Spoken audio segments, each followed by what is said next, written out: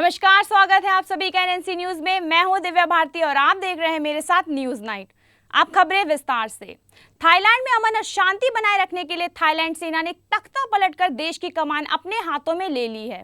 Thailand सेना के प्रमुख प्रयुत चान ओचा ने एक टीवी स्टेशन पर इस बात की घोषणा की। देश के नाम एक संदेश में आर्मी जनरल ने कहा कि तख्ता पलट का फैसला देश के हित में लिया गया। साथ ही साथ उन्होंने लोगों से अपील की कि वो अपना दैनिक जीवन पहले की तरह ही व्यतीत करें। अमेरिका, जर्मनी, फ्रांस सहित कई देश थाईलैंड सेना की कार्रवाई की आलोचना कर रहे हैं। हालांकि प्रयुत चान ओचा का कहना है कि तख्ता पलट की वजह से थाईलैंड के किसी देश के साथ कोई रिश्ते खराब होने का असर नहीं पड़ेगा। गौरतलब है कि थाईलैंड में लंबे समय से राजनीतिक गतिरोध चल रही है, जिसके बाद आर्मी जनरल ने तख्ता पलट का फैसला लिया।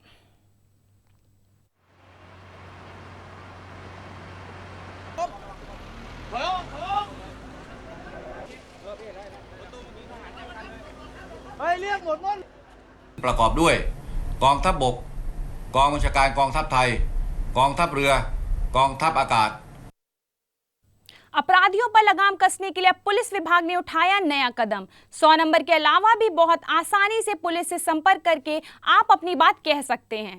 दरअसल गुड़गांव वासियों की सुविधाओं के लिए गुड़गांव पुलिस ने मोबाइल एप्लीकेशन लॉन्च कर दी है, जिससे गुड़गांव पुलिस के सभी थाने के एसएचओ, एसएसपी, डीएसपी और तमाम हेल्पलाइन नंबर उपलब्ध होंगे। गुड़गांव पुलिस कमिश्नर ने अपने ऑफिस से इस एप्लीकेशन की ऑफिशियल लॉन्चिंग की। गुड़गांव पुलिस की एप्लीकेशन स्मार्टफोन के लिए गूगल ऐप स्टोर, आईफोन्स के लिए आई स्टोर और वोडाफोन विंडोज के लिए भी होगी।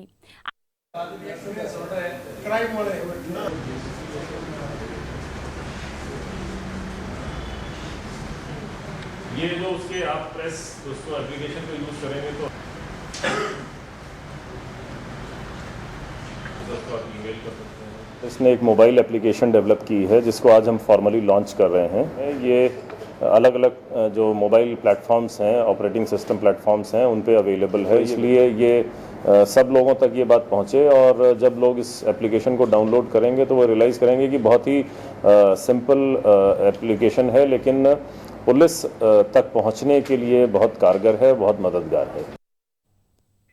जोधपुर के डॉक्टर एसएन मेडिकल कॉलेज में 2008 बैच के मेडिकोस को 2009 के स्टूडेंट ने गुरुवार को फेयरवेल पार्टी दी।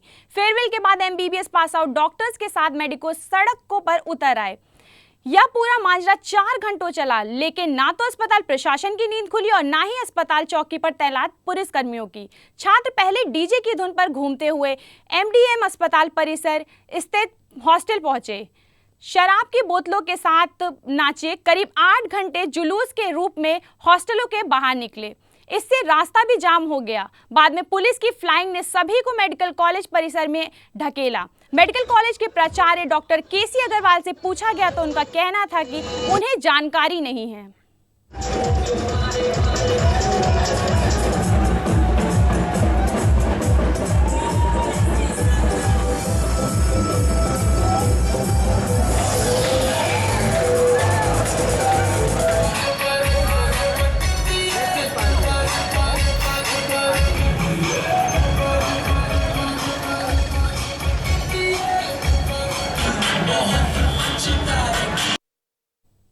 पाकिस्तान के प्रधानमंत्री नवाज शरीफ को नरेंद्र मोदी के शपथ ग्रहण समारोह के लिए न्योता दिए जाने के खिलाफ शिवसेना ने जम्मू में जमकर प्रदर्शन किया।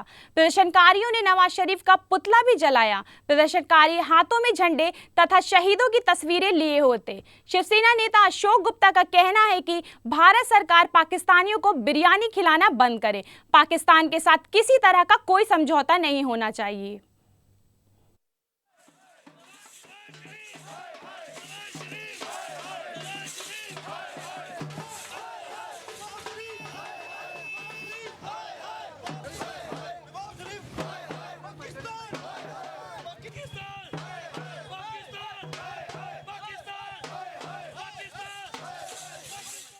अटल बिहारी वाजपेयी जी के साथ आगरा के अंदर बातचीत चल रही थी और करगिल के अंदर युद्ध प्रारंभ कर दिया। ये पाकिस्तान की मानसिकता की बात कर रहा हूं। मनमोहन सिंह जी के साथ बड़ी प्यार और भाव के साथ बस यात्रा और व्यापार का आदान प्रदान हुआ। जम्मू के पुंछ में बीते दिन अल्पसंख्यक समुदाय की एक लड़की से बदसलूकी और कथित तौर पर एक स्थानीय ऑटो चालक से मारपीट के बाद जिला प्रशासन ने शहर में कर्फ्यू लगा दिया। इस घटना के कुछ देर बाद ही शहर में स्थानीय लोग सड़क पर उतर आए और पुलिस पर दबाव लगाते हुए आरोपी को हिरासत में लेने के लिए कह दिया। आरोपी को गिरफ्तार न होने के बाद विरोध पर उतरे अल्पसंख्यक समुदाय के लोगों ने स्थानीय बाजार में दुकानें बंद करवाने का प्रयास किया और दूसरे समुदाय की तरफ से पत्थरबाजी की गई, जिसमें 3 लोग घायल हो गए। हालात को बिगड़ते देखकर स्थानीय प्रशासन ने कर्फ्यू घोषित कर दिया और शहर की सड़कों पर सुरक्षा बल किसी भी आपातकालीन स्थिति से निपटने के लिए तैनात कर दिए गए। 1 बजे के करीब कोई बच्ची जो माल्टी गांव से आती है पढ़ने के लिए शहर में, वो किसी 3 व्हीलर पर सफ़र कर रही थी, घर वापस जा रही थी और रास्ते में उस ड्राइवर ने उस बच्ची को पीटा। पुलिस ने उसकी जो रिपोर्ट दर्ज करने में काफ़ी लेट किया। क्रिमिनल था वो भागने में सफल हो गया।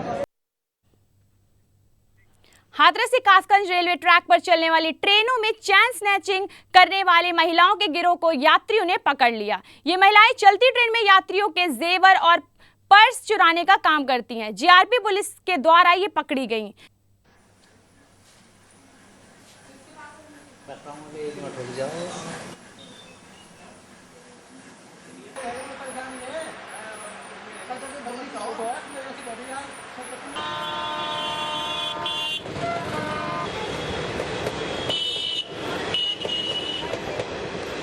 परिवार जा रहा था जिसमें श्रीमती कमलेश शर्मा अपने परिवार के साथ हाथरस सिटी स्टेशन से चढ़ी तो गाड़ी में इनकी चैन और कुछ अन्य सामान चोरी कर लिया। उसके बाद ये लोग गाड़ी में ही अपना देखते गए और हाथरस जंक्शन पे इन्होंने उनको पकड़ लिया। ये लोग पकड़ के यहाँ लाए, तहरीर दे रहे, इस संबंध में और जाँच की जा रही है।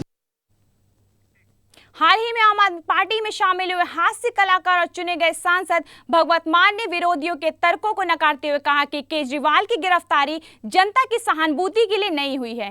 पार्टी के पक्ष में बोलते हुए मान ने कहा कि हमारा मकसद अराजकता फैलाना नहीं बल्कि देश में हो रही गंदगी को हटाना है। गौरतलब है कि मानहानि के केस में आपके संयोजक और दिल्ली के पूर्व मुख्यमंत्री अरविंद केजरीवाल जेल में हैं और उनका समर्थन करने आए हैं आपके सांसद भगवत मान। अगर इस देश में भ्रष्टाचारी बोलना, अगर इस देश में भ्रष्टाचार का आरोप लगाने के लिए जेल होती है तो हम लोग जेल में रहेंगे। बीजेपी के तो अच्छे दिन आने वाले हैं, लेकिन देश को प्यार करने वालों के शायद मुश्किल दिन आने वाले हैं। हमारा कोई अराजकता फैलाने का कोई इरादा नहीं है। हमने बेल नहीं ली है, हमें जेल भेज दिया गया। इसमें हमने लोगों को तो बुलाया नहीं। सुर्खियों में बने रहने के लिए आम आदमी पार्टी का राजनीतिक ड्रामा जारी है। आप संयोजक अरविंद केजरीवाल की मानहानि केस में पटियाला हाउस कोर्ट में पेशी हुई, जहां उन्होंने एक बार फिर से जमानत राशि भरने से मना कर दिया, जिसके चलते कोर्ट ने पुलिस हिरासत में उन्हें 14 दिन के लिए लिया। आपको बता दें कि केजरीवाल ने अपने चुनाव प्रचार के दौरान भाजपा के वरिष्ठ नेता नितिन गडकरी को भ्रष्टाचारी कहा था, जिसके बाद गडकरी ने केजरीवाल को मानहानि का केस कर दिया।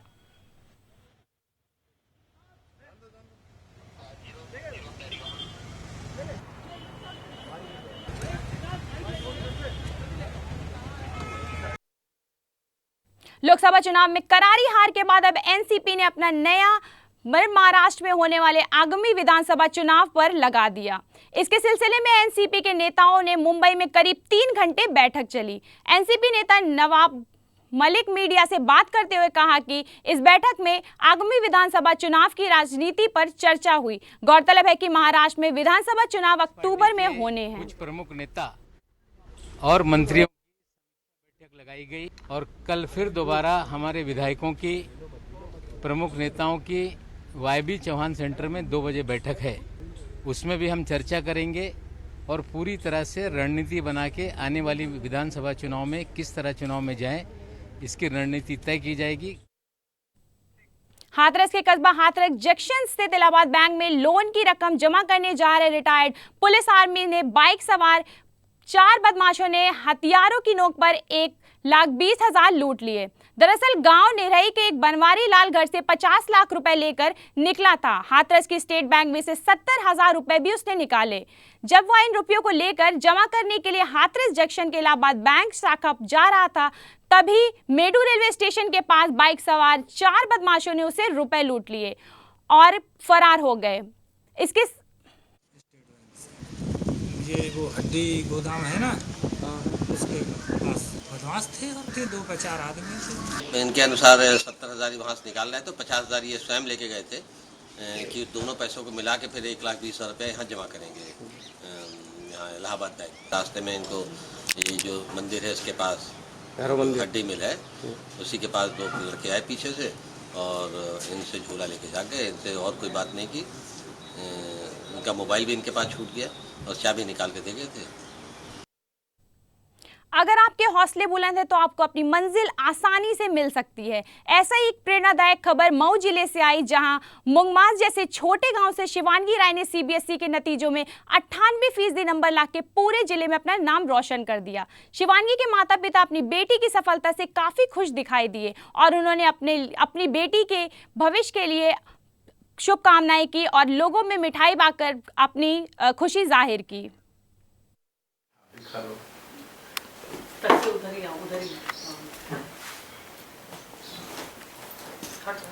ठीक। हम तो चाहते हैं समाज में सबसे ऊंचे पद पे रहे। जो इसकी ख्वाब है कि ये इंजीनियर बने, तो उसके लिए मैं कुछ भी कर सकता हूँ। इसको हर तरीके से सहयोग करूँगा। अच्छे पद पे जाकर देश की सेवा करे, समाज का उत्थान करे और सामाजिक स्तर ऊंचा उठाए, महिलाओं का सामाजिक स्तर। I want to become an IIT.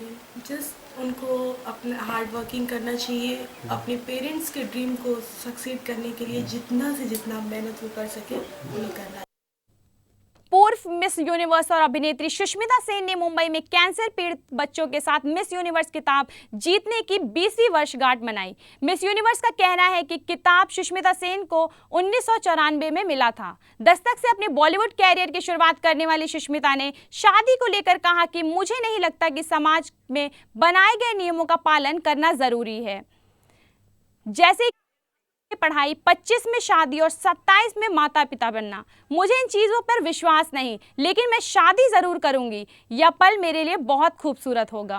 तहे दिल से सबसे पहले अपने देश को शुक्रिया कहती हूँ, and it's a huge honour for me to have represented my country 20 years back and had that opportunity. But I think today is more about time has flown, no doubt about it. 20 साल, 2 decades sound like a really big number.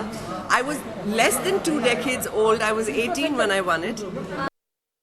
South के superstar Rajinikanth की release हुई film कोचीदैयान को देखने के लिए उनके fans में जमकर जोश दिखाई दे रहा था। सुबह 4 बजे से उनके प्रशंसक सिनेमाघरों में उनकी फिल्म को देखने के लिए कतार में खड़े हुए।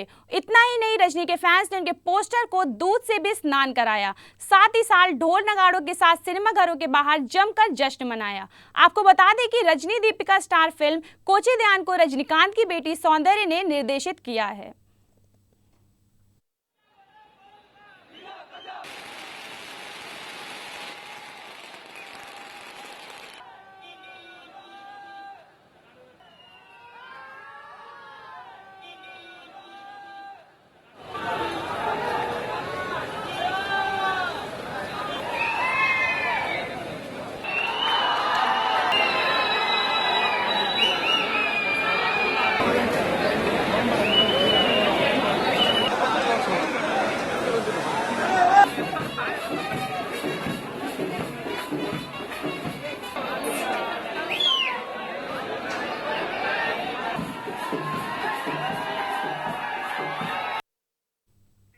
तो ये थी अब तक की खबरें। बाकी देश विदेश की खबरों के लिए देखते रहिए न्यूज़ नाइट। मुझे दीजिए इजाजत। नमस्कार।